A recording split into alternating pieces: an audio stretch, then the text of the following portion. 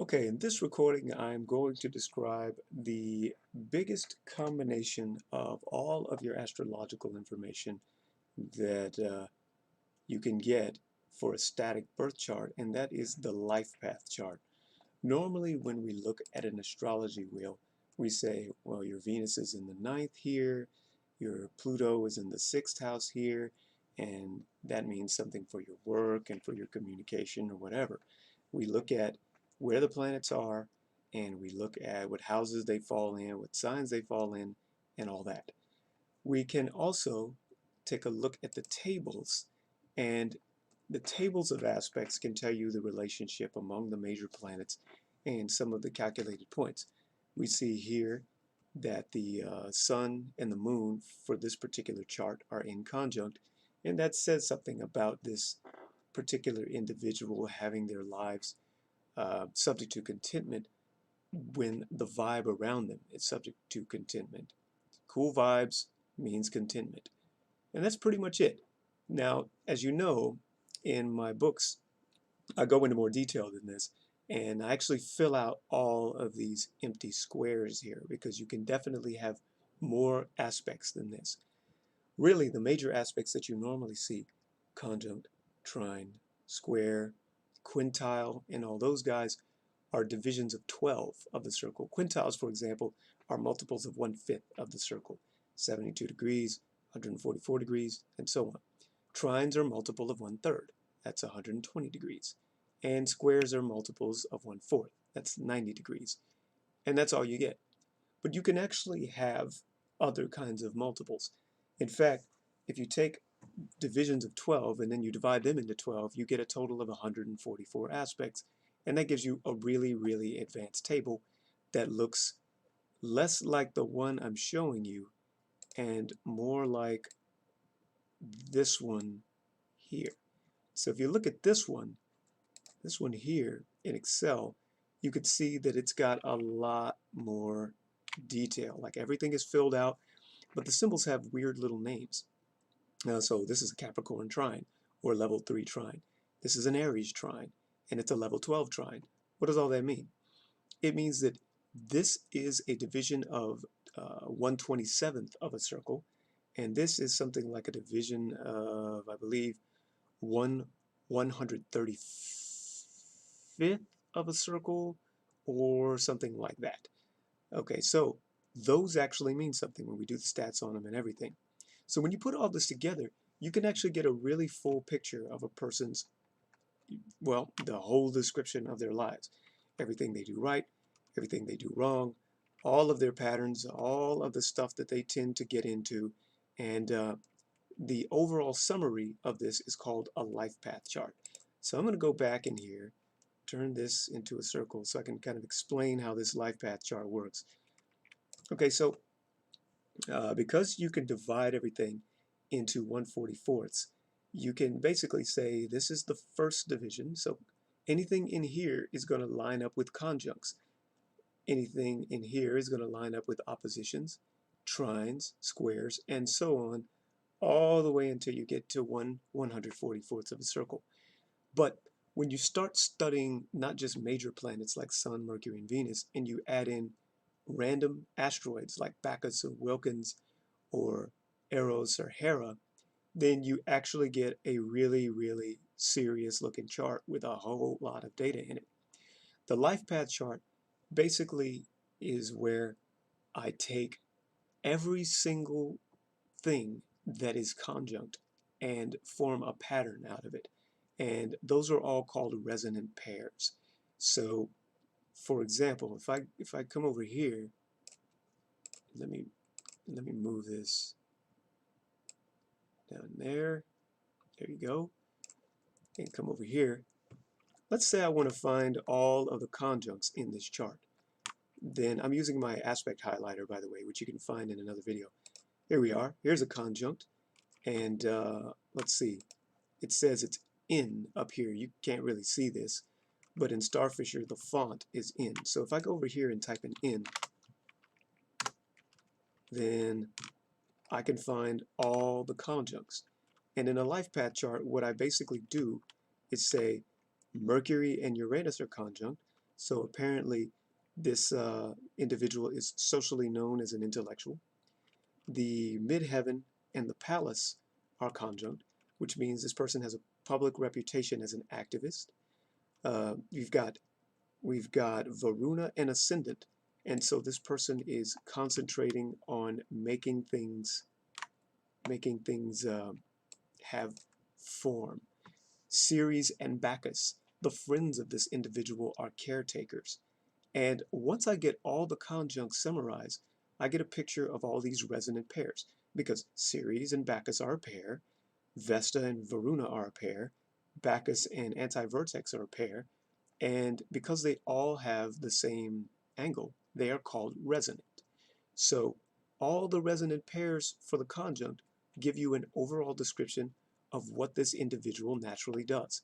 And I look at all these pairs and I tell a story, basically, which summarizes what they're doing together. And when I've done that, I put it in a table, and you can see that with all the caretaking and stuff, this individual, for their conjunct resonant pairs, right up here, is dedicated to empowering. They are an empowering media advisor. And I also have the asteroid Gina here because in a screen that I haven't showed you because it's just crowded, the asteroid Gina is in the same area as this 27th to 29th degree of Pisces. So there's a whole cluster of asteroids that fall between 27.5 and 29.9 degrees Pisces, and those asteroids also tell you what the conjunct behaves like. And I don't just do that for the conjunct, I do that for all 144 of your aspects. And that is the life table. It is a lot of work. It takes a very, very long time to make one of these. I clocked it, and it takes anywhere between 15 and 18 hours for me to make one of these, because I'll come over here and I'll say, okay, what do all the trines look like? So I'll type in a P for the font, and here we are. Bacchus and Armor are trine, Chiron and Atlantis are trine, and that's all I'm seeing here. Whoop, here's another one. Jupiter and Euryclea are trine, Venus and Vertex are trine, and that basically sums up to the story of someone who's always progressing, mainly because of Jupiter and Euryclea, but also because of some other stuff in here.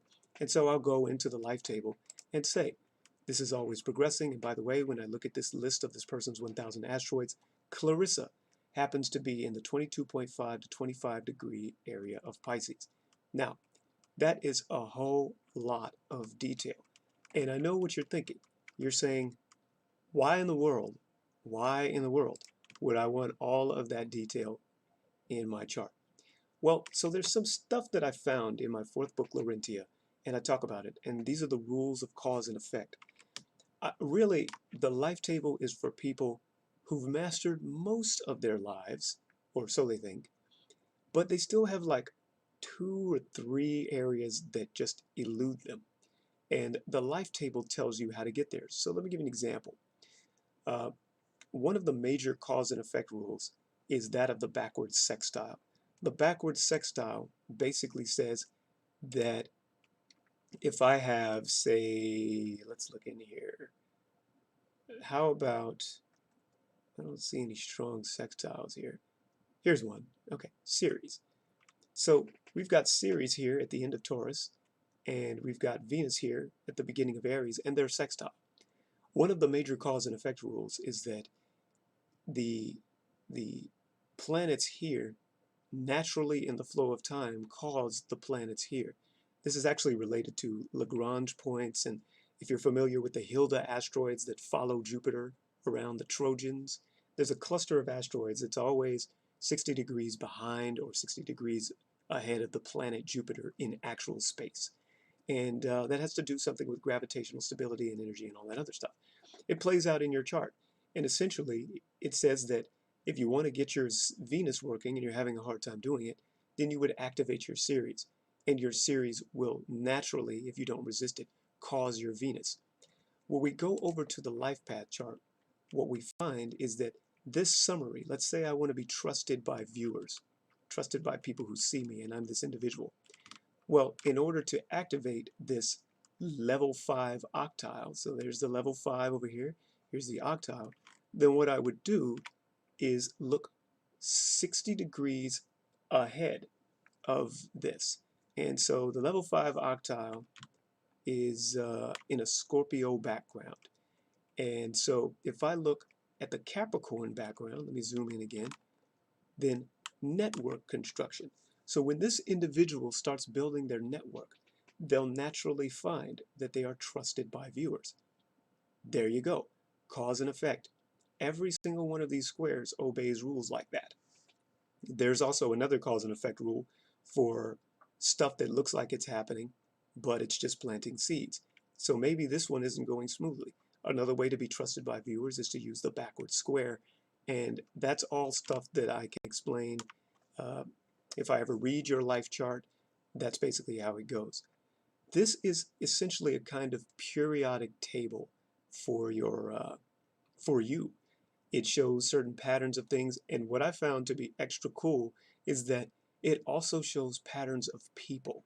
If you've ever met a certain kind of person, they're always slim, they're always outgoing, they're always a little bit on the mean side, and they leave your life, and then another one, like a copy of them, comes in later. You can actually find that kind of personality in here, because the idea is that every single thing you're used to encountering shows up in the life table in some way or another. So all of your major archetypes, from how you make money, how you form friendships, what kinds of jobs you get fired from, everything is in this table.